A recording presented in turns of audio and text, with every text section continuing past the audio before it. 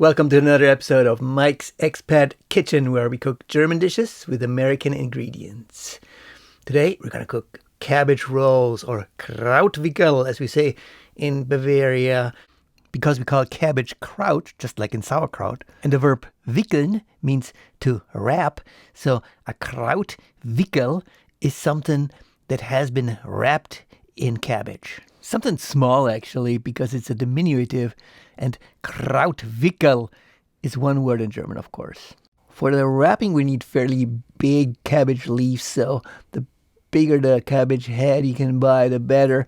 Carefully remove those outer leaves and cut them in half by splitting them at the midrib while removing that rib, because you only want the soft parts. This recipe is for about 6 rolls, so cut out about 6 different leaves and a few extra just in case something breaks and you need spares. Give them all a good rinse, and since in their original form they're a little bit tougher than we want them in the end, bring a pot with salt water to a boil so that we can soften them by blanching them quickly. Just submerge the leaves for a couple of seconds, then take them out with a strainer and put them in ice water to cool them down immediately. Take them out of the ice water with a strainer, let them drip off, and spread them out on a kitchen towel. Then dab them dry with a paper towel. That'll be all for our wraps. Now let's get to the filling and the additional vegetables. The rest of the cabbage we're going to cook as some vegetables on the side. So let's remove those leaves and give them a quick rinse, and then cut them into small pieces. Put those aside, and also we're going to need a couple of more vegetables. So we need 1 carrot. Wash it and peel it first, and then chop it into small bits. Next, we need 2 slices of bacon. Pick a brand that's not too fat. That apple smoked bacon from Trader Joe's does the trick quite nicely. Then let's dice half an onion and put those pieces aside, splitting them in 2 parts because we need them both for the veggies on the side and for the filling of the cabbage wraps. Then let's mince 2 cloves of garlic and also put them aside separately because we're going to need them for both parts of the recipe. And we're going to need 1 stick of celery, also chopped into even pieces. Then let's chop about an ounce of parsley and move on to the meat. I have some pork loin here that I needed to trim the fat off, and we cut that into small dices as well. Woo, that's quite a bit of prep work. So I put all of these ingredients into separate bowls. There's no need for you to do that, but it helps later on when we'll start cooking. Now is a good time to preheat the oven to 420, so it's going to be hot when we're going to be finished rolling our wraps. For the filling that goes into the wraps, we're going to need a couple of slices of baguette. It's often better to use baguette that's a day old, but in this case I use fresh baguette, and the slices are really thin. Let's cut off about 6 of them or so. Dump them into a large bowl and moisten them with about 3 ounces of milk. Then we're going to add 1 egg and mix everything thoroughly, breaking up the bread. In addition to the pork we cut previously, adding some smoked and mildly spicy sausage greatly improves the taste. I got this andouille sausage from Whole Foods, but any type of Polish sausage will do.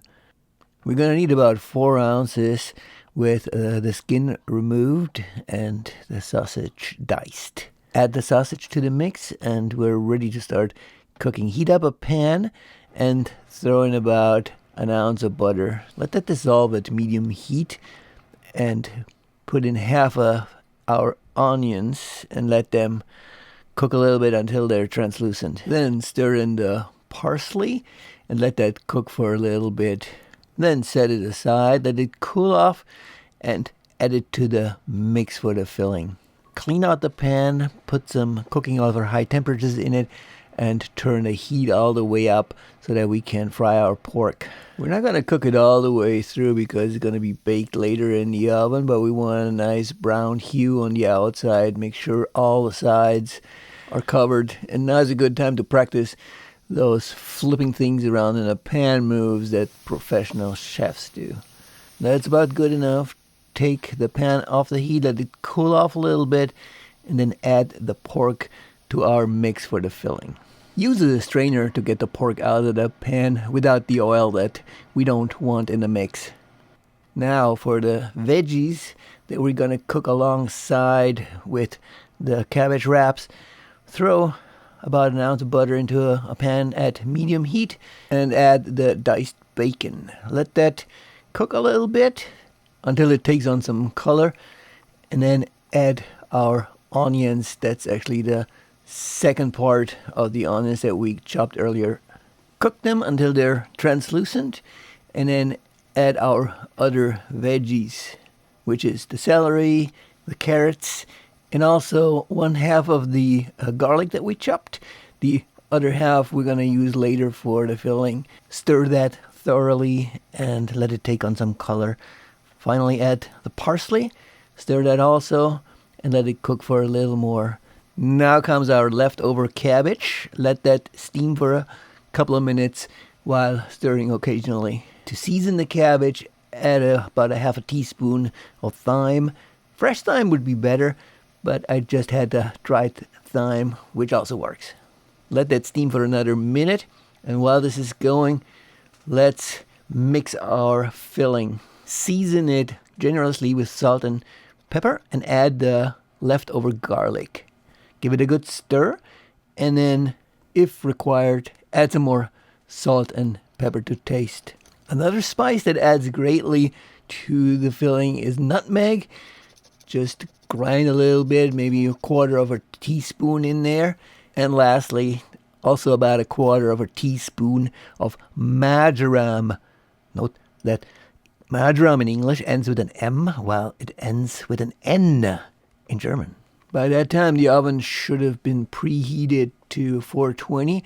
Now let's dump those side veggies into the casserole, and we're going to put the cabbage wraps on top of these vegetables in just a minute. Now for every cabbage roll, take one of the softened cabbage leaves, put it onto the vegetables, and then grab about a handful of the filling and spread it onto the leaf.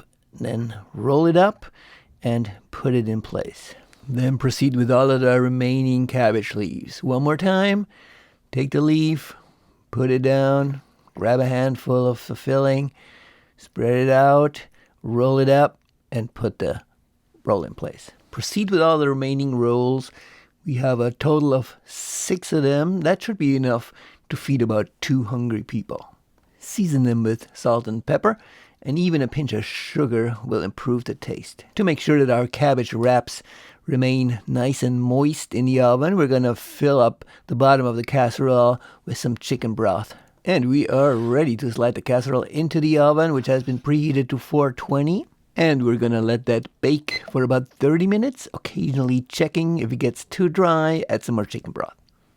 After 30 minutes, take the casserole out of the oven and look at these nice cabbage wraps. They have a nice brown crust at the top, exactly how they're supposed to be. Put them on a plate 2 at a time and surround them by the veggies that are at the bottom of the casserole, along with some sauce. You can serve them as they are. If you really wanted, you could add some potatoes, but it's not actually required. A glass of red wine matches it well. Guten Appetit! If you liked the video, please give it a thumbs up. And if you want to see more of these cooking adventures in Mike's Expat Kitchen, consider subscribing to the channel.